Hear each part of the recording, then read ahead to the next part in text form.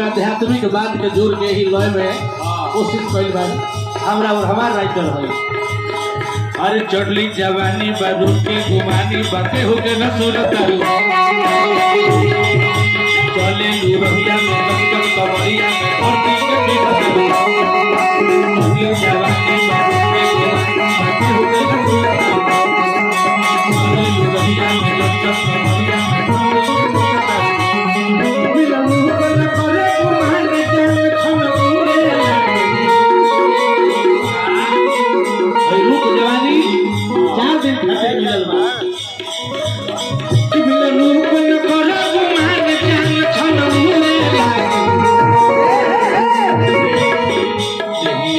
श्याम जहिया भूले लागी हो सोना अखिया के भूले लागी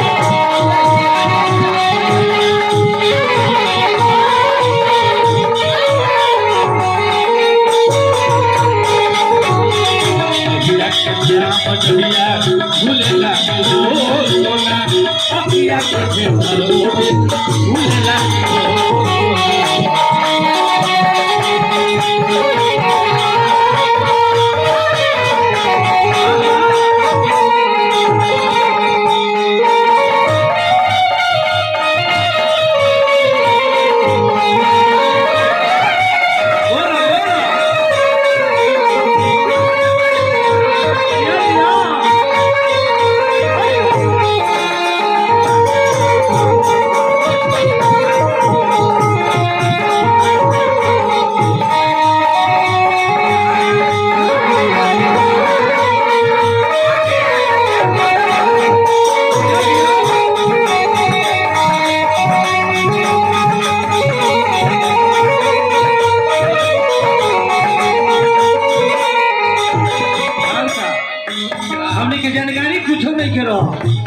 बोले में लोग आगे हो जाता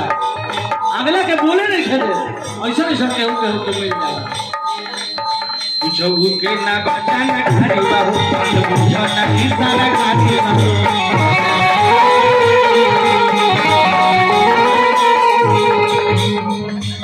रामेश्वर दास जी मुखिया प्रत्याशी रामेश्वर दास जी मुखिया प्रत्याशी 51 रुपए का शुभ पुरस्कार बार बार पुरस्कार मिलता हार्दिक अभिनंदन बा भगवान से निहोरा मनोकामना पूर्ण हो।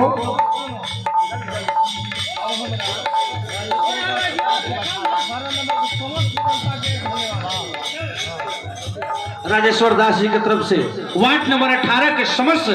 जनता के हार्दिक अभिनंदन बा भगवान के कृपा वार्ड नंबर सदस्य न पूरा ग्रामवासी पर राजेश्वर दास जी की तरफ से भगवान से मनावता निभा की जनता खुशहाल रहे कुछ के न बाजा न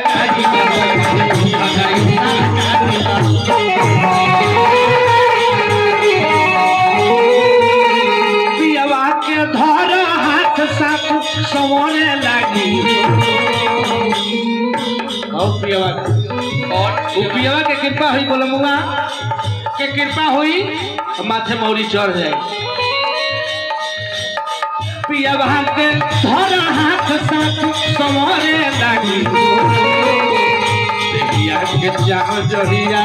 भूले लागी हो सोना अखिया के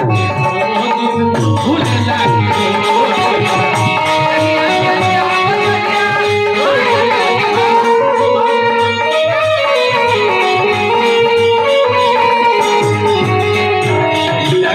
राम जहिया भूले लागी हो सोना बुझिया भूले लागी हो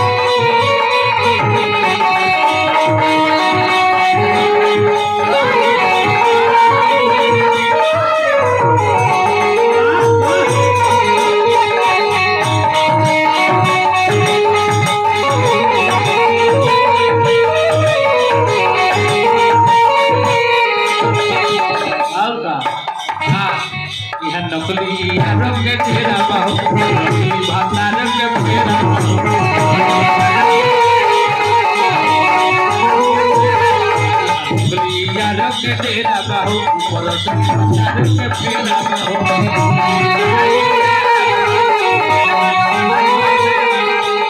जे तरह दुल्हन ससुराल जाली वह काम काज रहन सहन पर ससुरा के लोग ध्यान देवला वही तरह जब दुल्हन आत्मा रूपी दुल्हन उस पियावा के पास जाएगा तो वो रहन सहन सब हिसाब किताब देखा जाए का कहले बारू काले के आइनो साथ साथ गठरिया खोले लागी काले के आइनो साथ गठरिया खोले लागी जहिया के चाम जहिया झूले लागी हो सोना अखिया के झूले लागी हो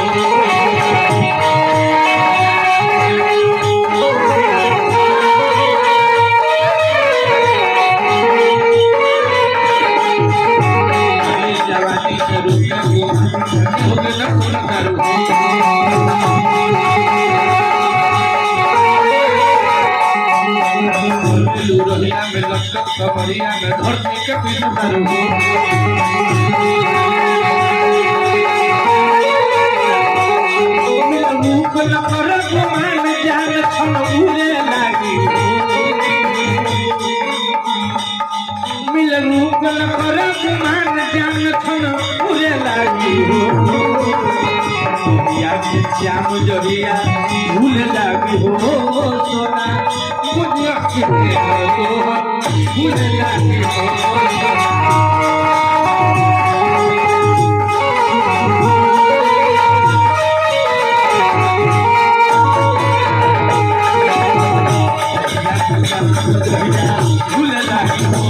सोना बुझिया के भूल लागी हो